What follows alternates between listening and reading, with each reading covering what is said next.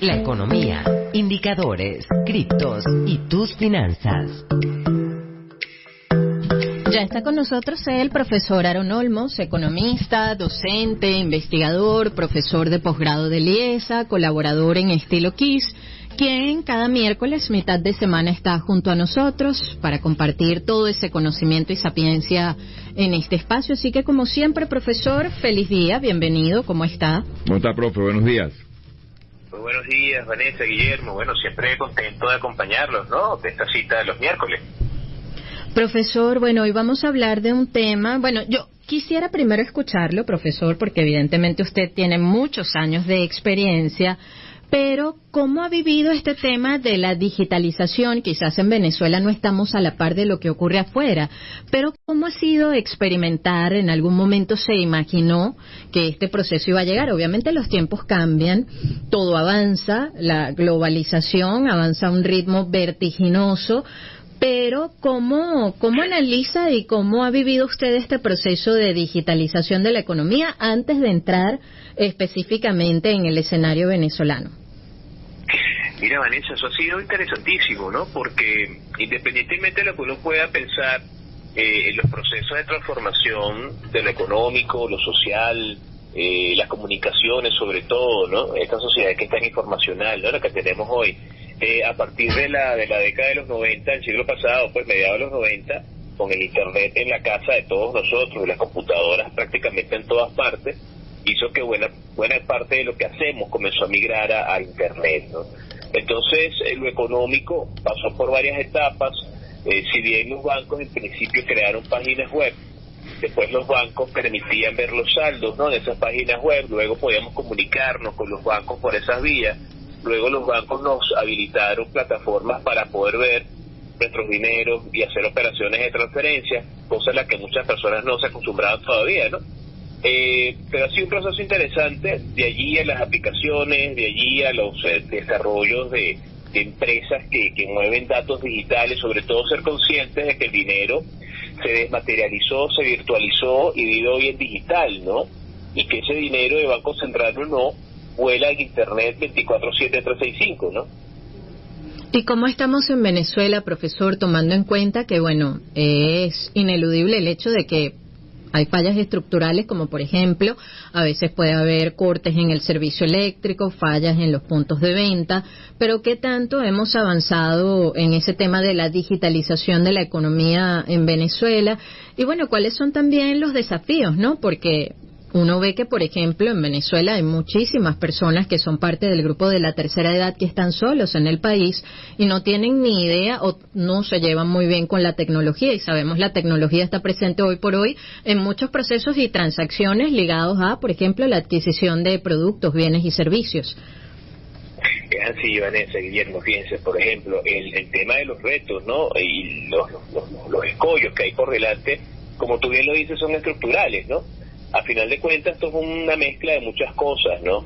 Para tú poder hablar de un país o un sector o una economía que vaya a cierta velocidad con lo digital, necesitamos infraestructura, ¿no? Entonces necesitamos, en principio, garantizar energía eléctrica, necesitamos internet, necesitamos equipos, necesitamos redes que transmitan los datos, necesitamos teléfonos que son hoy por convergencia tecnológica la principal herramienta, ¿no? Pero ya después de tener eso garantizado, que en algunos países ni se preocupan por eso está ahí, está el tema de cómo agregar valor con lo tecnológico, ¿no? Entonces yo puedo crear una aplicación de un banco, pero bueno, ¿qué cosas puedo yo ofrecer a través de esa aplicación que no lo tenga ya en la plataforma, ¿no? Y luego está el tema de educarnos en el uso de los dispositivos, en el uso de las aplicaciones, sobre todo por ese gap generacional y esa resistencia al cambio y ese rechazar lo nuevo, que es natural en nosotros cuando no lo comprendemos, ¿no? Y es ahí donde tenemos algunos grupos muy particulares, de los chamos son los más avesados, pues los chamos nacieron con estas tecnologías en las manos, ¿no? Nacieron con Wi-Fi y todas estas cosas, y es mucho más intuitivo para ellos que quizás el abuelo, el tío grande, la persona más mayor del hogar, que tiene que pagar sus medicamentos y le dice que es con una aplicación, o los bancos que están ahorita y en unas empresas obligando a la gente a que use más las apps y vayan menos a las oficinas, ¿no? Entonces, el tema de la formación y educación es importante allí, ¿no?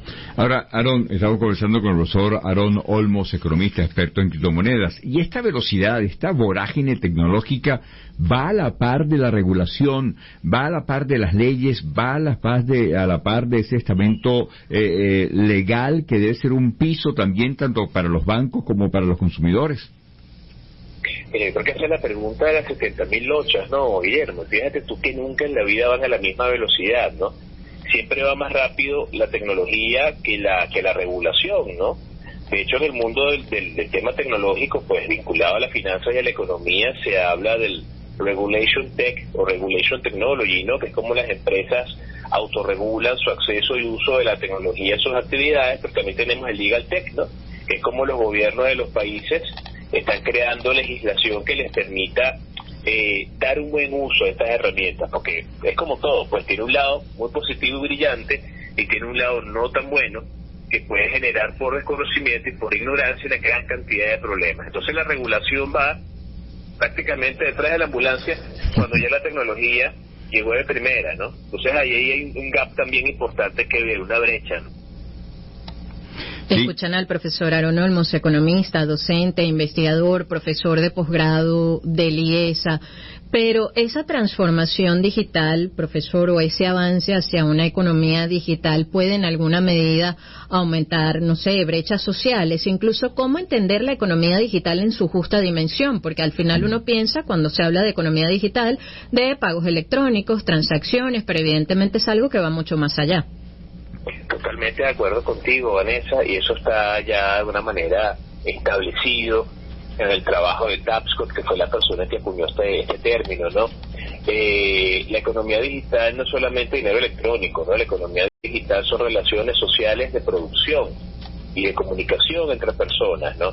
Entonces, cuando hablamos de economía digital en una sociedad informacional, donde lo ecológico está también metido en todo esto, porque tenemos una afectación con el medio ambiente, con todo lo que hacemos, ¿no? Son comunicaciones, es dinero, es banca, son videos, información de todo tipo, ¿no? Y de alguna forma hay un elemento importante que es la discontinuidad o la disonancia en la economía digital, y eso tiene que ver con el acceso no igualitario a las tecnologías por parte de grupos sociales, ¿no? Bien sean temas de género, bien sean temas de raza, bien sean temas de edad, bien sean temas de religión incluso, ¿no? Puntos de vista distintos con lo que es el uso de la tecnología. Entonces tenemos grupos humanos que tienen infraestructura, tienen internet, tienen los equipos, tienen los data centers, tienen la gran velocidad de conexión, incluso, pero no tienen la más remota idea de cómo trabajar, ¿no? Con estas cosas. Incluso hay gente que ni siquiera está bancarizada, no tiene una cuenta en un banco, no tiene idea de cómo se hacen transacciones bancarias, de qué manera también eso influye.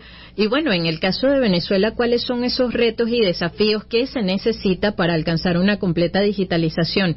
Yo en estos días escuchaba a una persona, un venezolano que ha vivido ya muchos años fuera, en España, y decía, mira, allá en España poco uso la tarjeta, si hay tarjetas contactless, pero yo con solo, no sé, poner mi teléfono ya hago un pago, con solo poner el smartwatch, o sea, el reloj inteligente, ya yo hago un pago. Aquí me viven pidiendo que diga la clave en todos lados, cuando me pueden robar la clave de mi tarjeta o de mi cuenta. Entonces, tantos años fuera y no entendía por qué se manejaban así las cosas cuando afuera estaban tan avanzados.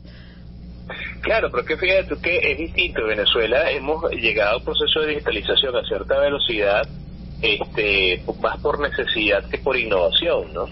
Entonces, mientras en otros países no entendían por qué aquí dábamos 3 datos para poder pagar en la banca, ellos seguían con las cuentas ¿cómo se llama? De taquilla, ¿no? Que pides una taquilla, y llenas un formulario y de alguna manera retirabas dinero. El proceso en Venezuela va a cierta velocidad, pero cada país tiene su matiz, ¿no?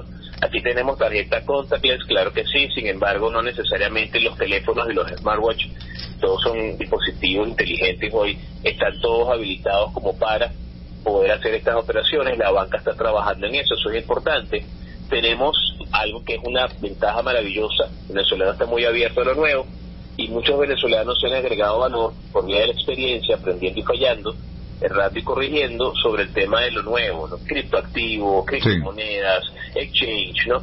Y eso es una gran ventaja que quizás en otros países no lo tienen, y aquí nosotros nos hemos visto forzados, pero a Dios gracias le hemos dado un justo valor y espacio a esto en nuestras vidas. Pero a todas estas también, y hablando bien de nosotros, entiendo, y corrígeme si no es así, somos creadores del pago móvil. Esa necesidad, esa circunstancia hizo que también el sistema bancario venezolano pues se inventara una que nos permitiera este mundo digital y esta velocidad también de pago.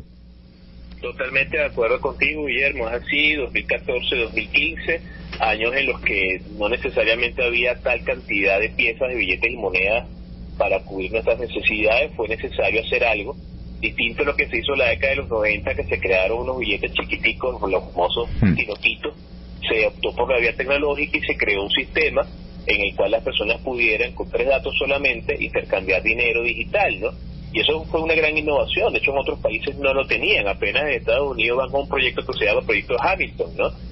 Por parte de una de las oficinas de la Reserva Federal, creo que es la de Chicago, si mal no recuerdo. Entonces, de alguna manera, aquí hemos dado pasos importantes en algunos lados, en algunas cosas muy importantes, quizás no tanto en todo, pero vamos a cierta velocidad, ¿no? Y es importante ver el proceso venezolano.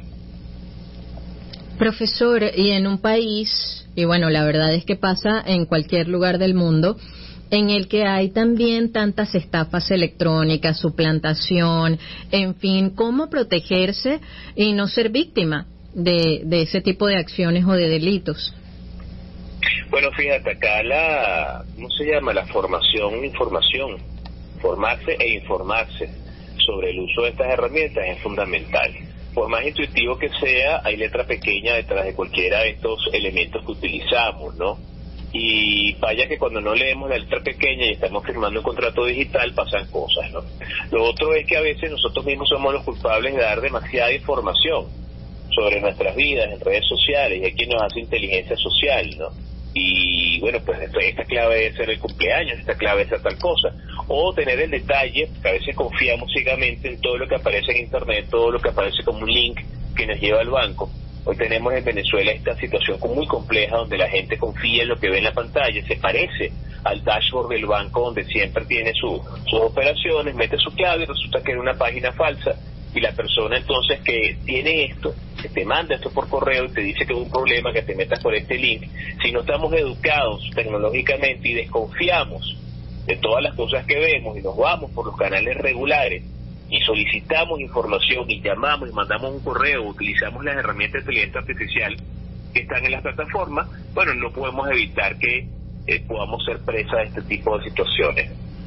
Profesor, como siempre, un gusto conversar con usted. Gracias por concedernos estos minutos y, como siempre, recuérdenos, por favor, dónde lo encontramos y con qué usuarios en redes sociales.